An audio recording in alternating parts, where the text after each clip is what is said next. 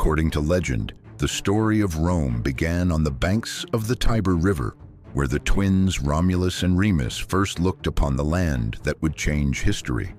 The brothers grew up among shepherds, learning the hardships and traditions of rural life.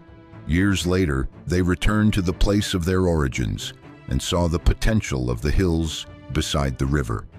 But the brothers disagreed about where their new city should be built, leading to a dispute that would shape Rome's future. In the end, Romulus took the lead and began constructing the first fortifications of the settlement. People soon arrived from across the region, helping to build homes, workshops, and streets. The young city quickly spread across the hills overlooking the Tiber. With each passing year, Rome grew larger, stronger, and more prosperous, beginning a journey that would eventually lead to one of the greatest empires in history. As Rome grew stronger, its leaders understood that survival depended on more than strong walls. The first Roman warriors gathered to defend their homeland and secure its future. Through constant training and discipline, Rome built an army unlike any other in central Italy. Soon, neighboring settlements began to fall under Roman influence, expanding the city's power beyond its original borders. Many communities chose to become allies, joining Rome and sharing in its growing strength. To unite these lands, the Romans built roads that connected cities, settlements, and trade routes across the region. As commerce flourished and new people arrived, Rome became the largest city in central Italy. Its influence spread across the peninsula, bringing more territories into its expanding sphere of control. By the 3rd century BC, Rome had emerged as the dominant power on the Italian peninsula, setting the stage for even greater ambitions beyond Italy itself. While Rome was rising in Italy, another great power dominated the Mediterranean. Carthage had become one of the richest and most influential trading cities of the ancient world. As both civilizations expanded, rivalry between Rome and Carthage became impossible to avoid.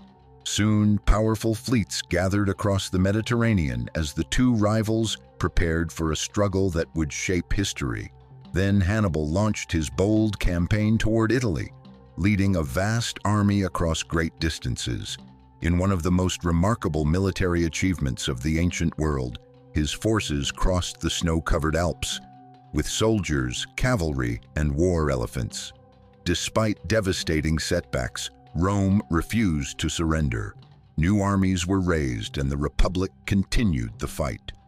After years of warfare, Rome gradually gained the upper hand, while Carthage lost much of its former strength and influence. By the end of the conflict, Rome stood victorious and emerged as the dominant power of the Western Mediterranean, opening the path to an even greater empire. Following its victory over Carthage, Rome entered a period of unprecedented wealth and expansion. New provinces across the Mediterranean brought vast resources, trade, and influence into the Republic. As prosperity grew, magnificent forums, temples, and public buildings transformed the city into one of the wonders of the ancient world. The Roman Senate governed this vast republic, overseeing territories that stretched far beyond Italy. Yet beneath the surface, political rivalries and struggles for power became increasingly intense. Among Rome's most successful leaders was Julius Caesar, whose military victories earned him immense popularity and influence. As divisions deepened, civil wars erupted, reshaping the future of the Roman state.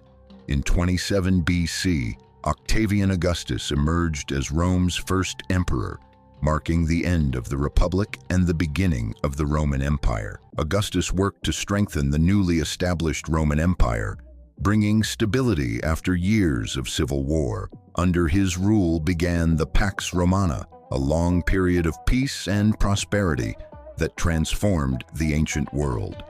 Across the empire, engineers built roads, bridges, and aqueducts that connected distant provinces and improved everyday life. Cities grew larger and wealthier, becoming centers of culture, government, and commerce. Trade routes linked Europe, Africa, and Asia, allowing goods, ideas, and people to move across vast distances. Magnificent structures such as the Colosseum, triumphal arches, and grand temples became symbols of Roman achievement. At its height, the empire expanded across much of Europe, North Africa, and the Near East, reaching its greatest territorial extent. Rome had become the greatest power of the ancient world, ruling millions of people and shaping history for centuries to come. As the Roman Empire grew larger, it became increasingly difficult to govern such a vast territory.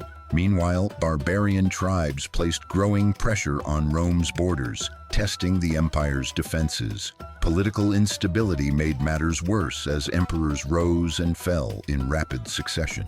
Economic problems spread across the empire while taxes continued to rise. To improve administration, the Roman Empire was divided into Western and Eastern halves. The Eastern Empire strengthened Constantinople, its new center of power. Meanwhile, the Western Roman Empire gradually lost territory as its authority weakened. Rome now faced the threat of final collapse. CE.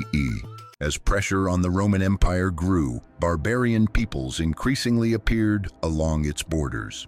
Germanic tribes soon crossed into Roman territory, challenging imperial authority.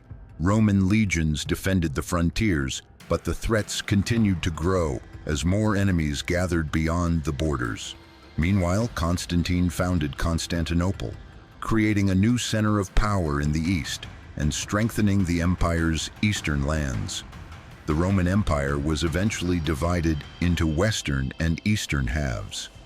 Across the western provinces, Rome's influence gradually weakened as local leaders gained greater independence and imperial authority faded. Dark clouds gathered over the empire, and its future became increasingly uncertain. Many feared that the age of Roman dominance was slowly coming to an end. As the Western Roman Empire weakened, barbarian armies advanced deeper into Roman lands. In 410 AD, Rome was sacked for the first time in centuries, shocking the ancient world and revealing the empire's growing vulnerability. One by one, the western provinces slipped from Roman control. The empire that had once ruled vast territories continued to shrink. The last emperors struggled to preserve their authority, but events were no longer in their hands. In 476 AD, the young emperor Romulus Augustulus was removed from the throne, marking the end of imperial rule in the West. With his fall, the Western Roman Empire officially ceased to exist after centuries of dominance. Yet Rome's story did not truly end. Its roads, laws, architecture, and culture continued to shape future civilizations. The empire disappeared, but the legacy of Rome has endured for thousands of years and continues to influence the world today.